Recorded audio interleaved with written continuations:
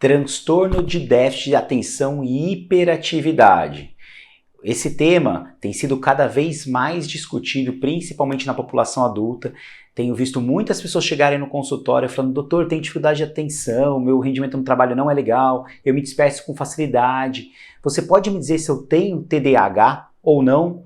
Então o vídeo de hoje é para ajudar você a conseguir reconhecer os principais sinais e sintomas, como fazer o diagnóstico, e que, de fato, se você entende que isso talvez seja um transtorno mental que pode estar te acometendo, que busque ajuda, que busque uma avaliação para conseguir dar um segmento mais adequado, tá bom? Então vamos lá, roda a vinheta.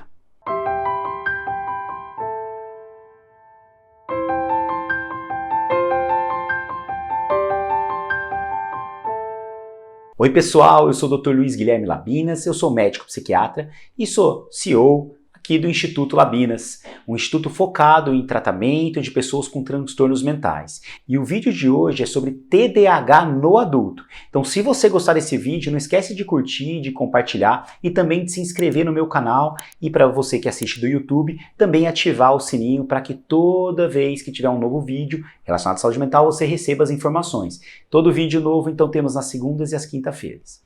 E se você também puder, se inscreva no @Instituto Labinas no TikTok, no Instagram, no Facebook e no meu canal Saúde Mental e Bem-Estar lá do Telegram, que sempre tem conteúdo novo para vocês. Então hoje, o foco é sobre o TDAH no adulto. E por que é tão importante falar sobre isso?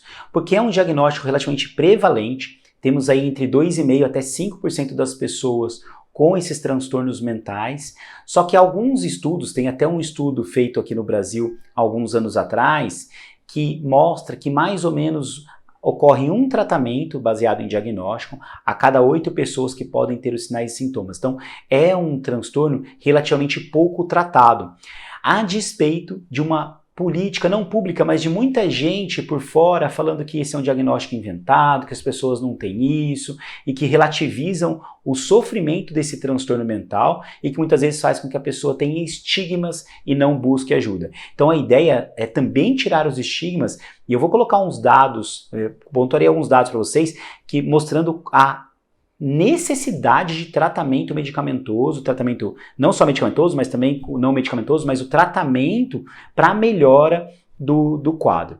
Então é importante sim entender o que está acontecendo, desmistificar e desestigmatizar essas falsas crenças que temos sobre esse quadro, para que a pessoa consiga ter uma vida mais funcional e mais adequada. Combinado? Então vamos lá.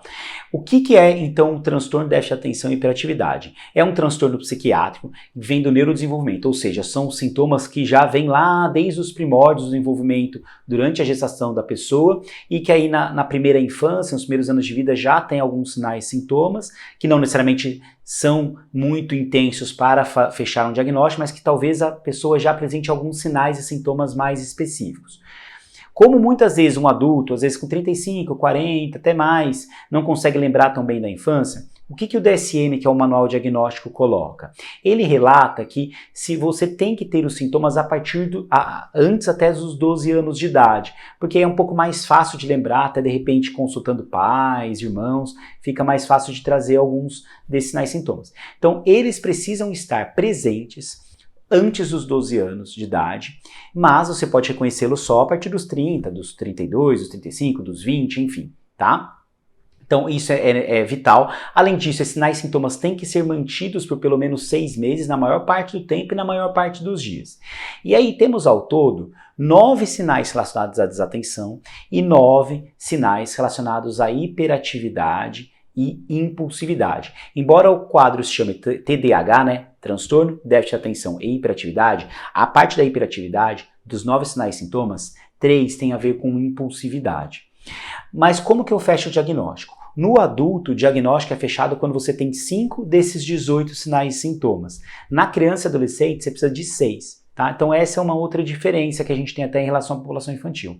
Eu vou separar em sintomas desatencionais, e depois eu vou falar dos sintomas de hiperatividade. Então, dos 9 desatencionais, a pessoa tem dificuldade de se concentrar em atividades que exigem esforço mental, dificuldade em prestar atenção em detalhes, a pessoa se distrai facilmente, ela não consegue manter muito tempo um foco Então, não é só distraibilidade. Quando ela precisa ficar muito tempo focada em algo, ela não consegue ter essa concentração tão intensa. Ela esquece compromissos que ela agendou. Ela esquece os próprios materiais, objetos, atividades que ela tinha para fazer. Ela é uma pessoa que se desorganiza com facilidade. E, finalmente, ela evita atividades que exigem grande esforço mental. Então, temos essas características da atenção e temos, então, quando eu for falando, vai prestando atenção se você tem alguns desses sinais e sintomas. E temos outros relacionados à impulsividade, à hiperatividade. Então, uma pessoa, por exemplo, que frequentemente está com as pernas agitadas ou com a mão agitada, parece que não consegue ficar parado, está sempre querendo se mexer. São pessoas, então, que têm essa inquietude. Pessoas que não conseguem esperar a própria vez, então filas, por exemplo, são muito difíceis. Elas tendem a interromper os outros. Então, às vezes você está numa conversa, está lá falando, e aí essa pessoa interrompe o outro sem que de fato era a vez dela. Então ela não consegue, ela é muito afoita. Ela não só interrompe em conversas, como interrompe em outras situações. É uma pessoa que tende a agir de maneira impulsiva, não raciocinar tanto sobre as consequências das coisas que acontecem. E, finalmente, é uma pessoa que fala em excesso e não consegue fazer as atividades de maneira calma, de maneira tranquila. Então, você tendo desses sinais e sintomas, 5 pelo menos, você já fecharia um diagnóstico. Claro, o diagnóstico ele é fechado por médico, psiquiatra, em que consegue avaliar esses pormenores. Porque se a gente pegar frase por frase, às vezes você pega um contexto aqui, aconteceu uma vez ali comigo. Não. Todas essas situações elas têm que acontecer com muita frequência, muitas vezes.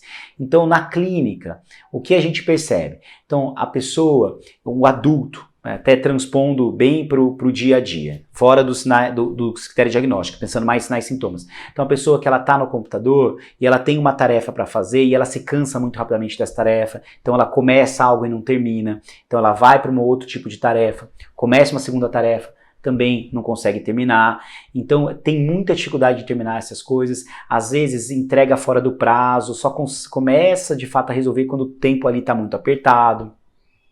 É uma pessoa que tem dificuldade de organizar o próprio tempo, então precisa ir lá fazer as coisas no tempo certo para conseguir dar conta do serviço e não consegue, tem muita desorganização de tempo, muita desorganização da vida pessoal, também objetos em casa sempre muito desleixados, jogado de qualquer forma, desorganizada. Desorganizar também às vezes na mesa de trabalho, até muitas vezes quando você vai olhar uma planilha que as pessoas fazem também é muito desorganizada, e-mails, então tem toda uma desorganização de comportamento. Uma pessoa inquieta, agitada, que fala demais, que interrompe as outras pessoas, que tem dificuldade de esperar a própria vez quando está numa fila, ou quando de repente está numa ligação, ela não consegue, ela precisa resolver aquilo muito rapidamente, às vezes é muito afoita, né? É uma pessoa também que em casa traz prejuízo porque pega às vezes um garfo, deixa o garfo jogado lá, tira as coisas do lugar, não consegue ajudar na louça, não consegue de repente ajudar na organização das coisas de casa, nas tarefas do dia a dia, então marca médico, esquece que tem médico, frequentemente cancela compromissos, falta, nem lembra que tinha, então são coisas que trazem muito sofrimento e muito prejuízo na vida adulta. Tá? E essa é a grande questão. 2/3 das crianças com TDAH vão manter esses sinais e sintomas na idade adulta.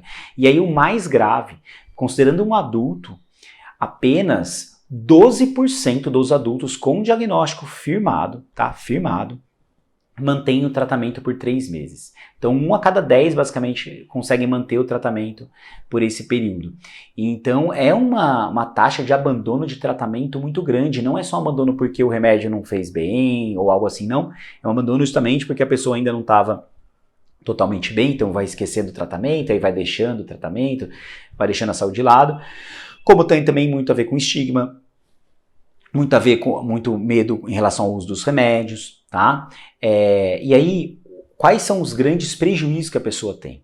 75% das pessoas com TDAH, 75%, elas têm comorbidades, Então elas têm uma depressão associada, um transtorno de ansiedade associado, uma síndrome de abstinência, síndrome de dependência de drogas, então uso de droga excessivo, uso de álcool excessivo.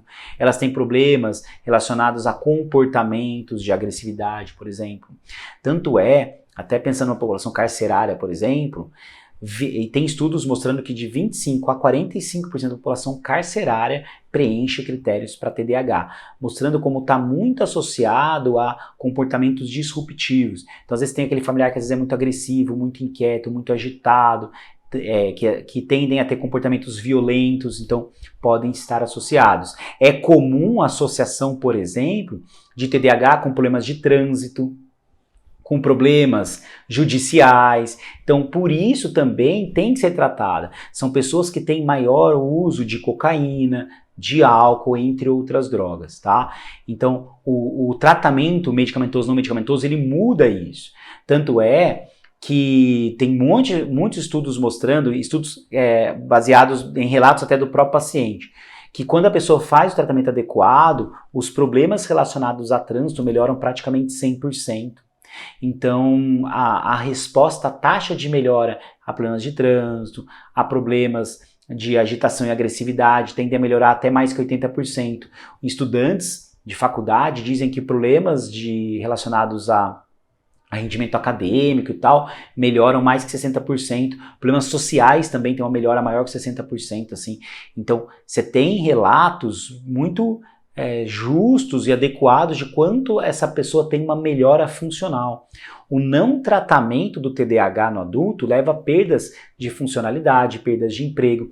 Então, quais são outros prejuízos que as pessoas com TDAH têm? Quando você não é tratado, você tem maior risco de desemprego. Se as pessoas têm mais emprego do que aquelas que tratam, elas têm maior dificuldade no crescimento do emprego, elas tendem a ter menor rendimento acadêmico, tendem a entrar menos nas universidades, elas tendem a estar dependentes de drogas com mais frequência, de álcool com mais frequência, elas têm maior instabilidade nos próprios relacionamentos. Por isso, a importância de fazer um tratamento da melhor maneira possível, tá? E então, fazendo tratamento, você melhora o prognóstico nisso. E quais são as formas de tratamento? Então, existem as formas não medicamentosas, em que o impacto dela existe, é importante, mas o maior impacto é com tratamento medicamentoso.